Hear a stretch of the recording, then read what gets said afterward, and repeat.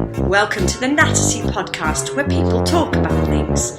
We trust that this wisdom will help you on life's journey.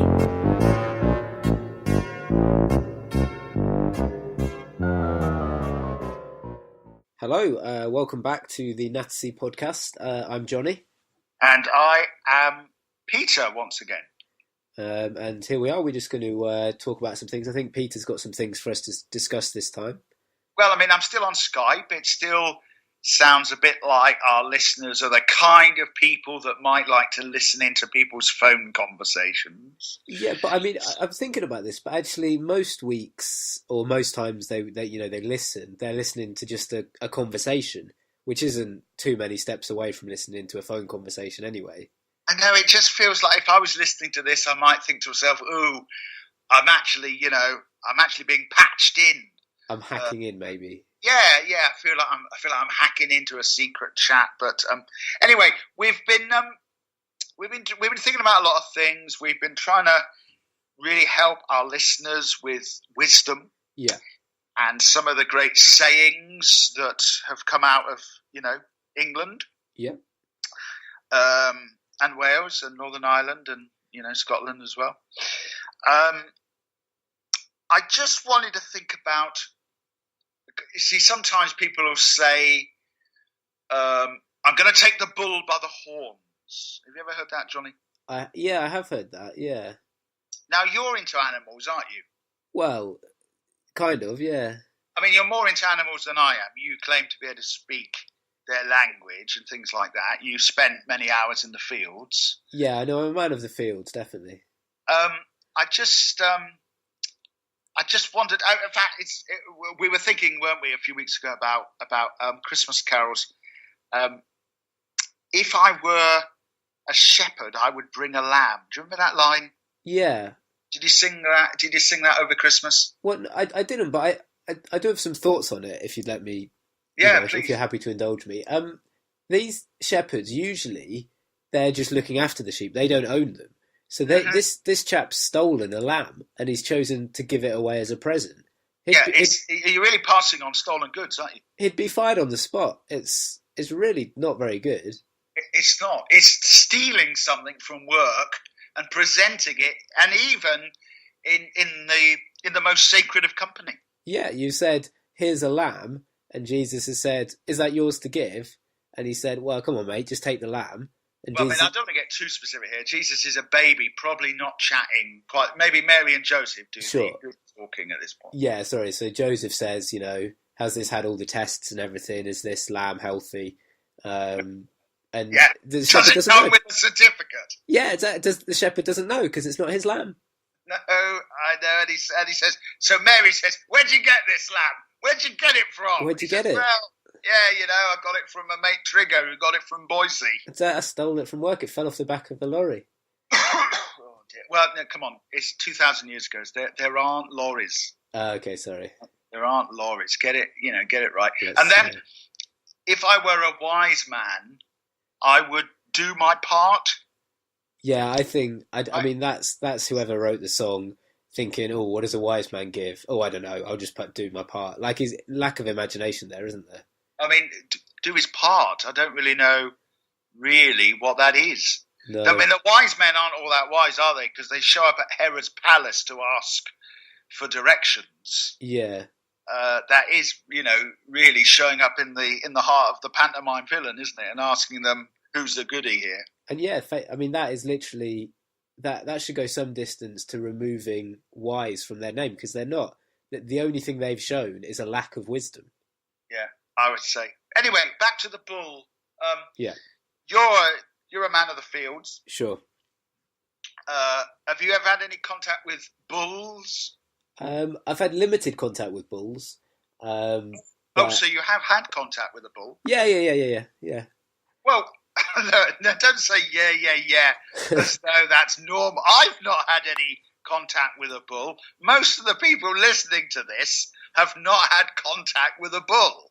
Well, for some clarity, my grandfather on my mother's side is he bred certain animals, so he always had rabbits and guinea pigs and things, and he had friends who were cattle farmers, so we would sometimes go when we were young children and see, the cows and everything in their sheds and fields. Right. Yeah. And so you were in the company of a bull? Yeah, a few, yeah. But I mean, aren't they dangerous? Yeah, I mean, I'd never be in the paddock alone with a bull when I was 7 or 8. That, that would be bad. Right. And can you do their noises as well or not? You not developed that? Not there yet. As I say, not a lot of time in their company, not like horses. Right. Okay. But can you imagine yourself taking the bull by the horns? I mean, that's rule number 1. Don't try and take a bull anywhere, but certainly don't take it by the horns. Now, when you say rule number 1, what would be rule number 2? I don't know. I think that's all you need, really. If you follow rule number 1, you can make rule number 2 pretty much anything. Maybe don't pull its tail. Maybe, I don't know. So have you got a book? I mean, you're speaking with authority here. Have you got a book about how to deal with a bull? And that's rule number 1. Don't take it by the horns. Yeah. Rule number 2. Don't pull its tail. Yeah. Is that all that's in this book? Yeah, the Bull Bible. It's quite the Bible. There's a pun in there somewhere. Oh yeah. I like it. That's why they pay you the big money. That's it, isn't it? That's what I'm here for. Yeah, very good. And so you wouldn't grab a bull by the horns, would you? Oh no, I mean you probably wouldn't grab a bull at all. Really, they're quite dangerous. I would say that to our listeners, wherever you are, however you're feeling. Yeah. Some of you will be on cloud 9. You'll be happy. Yeah. Others will be struggling with life, feeling a bit low. Yeah. Jonny and I both want to say to you, whatever you do, don't grab a bull. At all. Ever. And if you are going to grab it, don't grab it, but if you are going to grab it, don't grab it by the horns. I mean, if you have to pull it by the tail, but we're not advising that, are we? Oh, no. If there are any lawyers listening, we are not saying at all that you should pull a bull at all by anything, even by its leg. No, don't pull a bull. And in fact, don't even look at a bull. Well, I would say don't even be in the same town as the bull. I mean, I think that's going a bit far. Well, I don't, because they're dangerous. They're dangerous creatures. They are, but I mean, some people have to sort of be near bulls. All right, rule number 1, don't pull it by the horns. Rule number 2, don't pull its tail. Rule number 3, don't grab it at all. And rule number 4, if possible, get out of town. Yeah, or get the bull out of town. But I mean, you can't get the bull out of town without pulling its horns and its tail, can you? That's true. Catch-22. Yeah. Let's imagine there's a bull in the field here. You know where I'm talking from, Jonny. You know there's a field. There's a field. Not more than 100 metres from my location. Imagine there was a bull in that field. How would you get it out of town? You'd lay a trail of hay, I think. You'd lay a trail of hay? Yeah. What, so that it would eat the hay? Yeah, it would follow the hay. And you've tricked it into a van or something? Yeah, they're not that clever. I think you could trick it. Yeah. Or with a particularly alluring female cow. No, I've just got a vision of you in the dark, because we're actually recording this late at night. I've just got this vision of you in the dark on a field, throwing down hay and thinking you can easily trick it. Well, I mean, not in the dark, because it wouldn't see the hay, but I think unless you has some sort of torch attached to it, it's not going to see the hay. Okay, well, why don't you get behind the bull and attach a couple of torches to the horns? Now, don't pull the bull by the horns. No. But there's nothing to stop you attaching a torch to the horns. Yeah, I mean, just wait till daytime. That would be a lot easier, I think. Okay, so your advice is, if you want to get a bull out of town, wait until the daylight. Yeah, otherwise you wouldn't see it. You wouldn't want to do it late at night, would you? No, I mean, yeah, do it in the day. I mean, another thing, bulls are very popular in English idiom, because another place that you should never really take a bull, as you may know, is a china shop. Yeah, that's true. True. So some people are said to be like a bull in a china shop. Yes, I've heard that. Where do you think that's come from? Because I can't think of two totally different things to be placed into the same thing. Yeah, that like it would be really unusual to have a bull in a china shop. Is that what you mean? Well, I mean, what's it shopping for? Presumably, the idea is the bull it has gone down the town.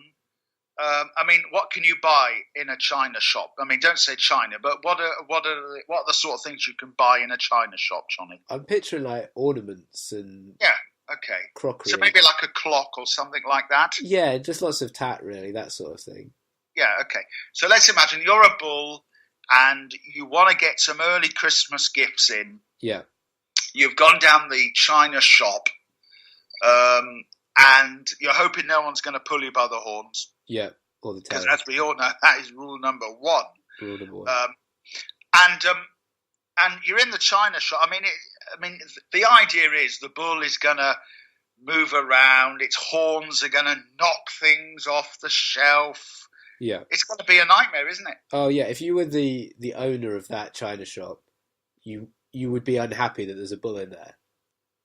But what I don't get, I mean, like for example, I've got a friend, a very clumsy friend called Bill. Okay. So I often use the phrase like Bill in a china shop because he's always knocking things off. And that probably happens more. I mean, I don't know how often bulls find themselves in china shops. No, it's much more common to have a Bill in a china shop, isn't it? Much more common. Much more common. And a Frank, and a Bernard, and an Audrey, and an Aubrey. Yeah, but I mean, they might not be clumsy. So. Well, occasionally they will be clumsy. But what I don't get is how that applies to humans. So if you describe me as a bull in a china shop, what does that mean? I think it's not. I don't think it's clumsy so much as quite like almost like an aggressive way of doing things. So being very boisterous and heavy-handed, that sort of thing. Yes. So it's not me accidentally doing harm, but me violently smashing ornaments. Yeah, I don't think it's a sedate bull in the metaphor. I think it's sort of I guess a confused bull because it's not used to being in a china shop. It's No, but if I were to piece these things together, yeah. Let's imagine that there's been a wild bull in a field. Okay. It's been upset because someone pulled it by the horns. Yeah. Which apparently is a good thing in English idiom. You've got to pull the bull by the horn. That's normally a good thing, isn't it? But anyway, there you've got the bull. You've tricked it. Yeah. With hay, because as you say, bulls are very easy to fool. Yeah. And you've got it out of town. It's now hopping mad. Yeah. And has got to the china shop for a quick smash around. But I mean, has it? Surely you've still got it. Is it not still in the trailer or? No, it seems to have escaped from the trailer because it's now shopping. Okay. It's at Meadowhall now. So, look, you said earlier that you could get a bull out of a field. Do you feel that you could apply the same techniques to get the bull out of the china shop or not? Out of Meadowhall? Yeah. Maybe. I mean, I don't know if there's any hay though. That's a difficult thing in a field. There's often hay. Whereas in Meadowhall, I'd have to bring my own. You said during the Christmas episode that you were a hay person. I did, that's right. I just thought I'd build a little, linguistic connection there. Yeah. So let's imagine the bull's going around Meadowhall. It's smashed up Costa. Yeah. They had it coming, mind you, because it's so expensive there. Is. It's thinking of going into the View. But there's no stormtroopers there signing autographs for a tenner, Johnny. Flipping it. Was that how much it was? A tenner. Flipping it, criminal. A tenner, and we didn't even know it was the real one. I mean, I assumed he was. I mean, if I'd been him, I would have shown me his injury on his. Anyway, let's get off that. And then, so you're there. How would you get the bull out of Meadowhall? So I haven't got any hay this time, have I? Or... No, you are struggling really. I mean, what can you do? Could you talk to it? Could you speak to it? What could you do? No, I'm not really good at communicating with it. It depends what I had on hand, really. Like if I had one of those sort of electric prod things, you could prod its bottom a few times and it would sort of run away. Now, let's explain this. An electric prod thing. Yeah, so like if you imagine like a fire poker, like a metal pole, yeah. But one that's sort of it's like electrically charged, so you prod something and it gets quite a strong electric shock. Okay, but where have you got this from? And have you suddenly, like you're walking through Meadowhall, do you normally walk around with an electric prod thing? Or are you imagining yourself seeing the bull and going immediately to Dixon's and obtaining said device? Yeah, I mean, you can get quite a lot of stuff in Meadowhall, so I'd imagine there's somewhere you could get something like that. An electric prod thing? Yeah. No, but I mean, I don't want to pour scorn on the story, but it seems like in this version of events, it's already charged up. Ah, okay. Now, I don't know, I mean, our listeners will probably agree that if you do buy an electric prod thing from Dixon's over the Christmas period and the New Year, you are more likely to need to go home and plug it in overnight. Oh, charge it. Yeah, I mean, you've not really thought that through, have you? Get some batteries. I mean, maybe the prod thing's not the best idea then. Could you get a female cow, maybe? Do you have one of them on hand? On hand? Yeah. At Meadowhall? Oh, no, you're right. That's silly, isn't it? I don't know. I don't know about that. I think, actually, it's interesting that you said Costa, because bulls are famously sort of attracted to red, aren't they? And Costa's branding is red. So I'm thinking whether you can lure them to TK Maxx, because that's red as well. You're right. That's sort of near the exit, I think. All you'd need is some sort of red flag, wouldn't you? Yeah. But I mean, and then they charged it. And what you could do is, I know what we need.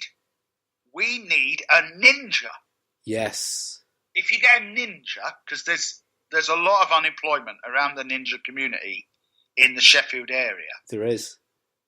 I mean, you'll be able to ring them up and they'll be over straight away. I mean, they are champing at the bit, which is another idiom, but they are champing at the bit to work, especially in the Sheffield area of Britain. They might be there already. Oh, they probably are. Ready, like a coiled spring, ready to leap it out.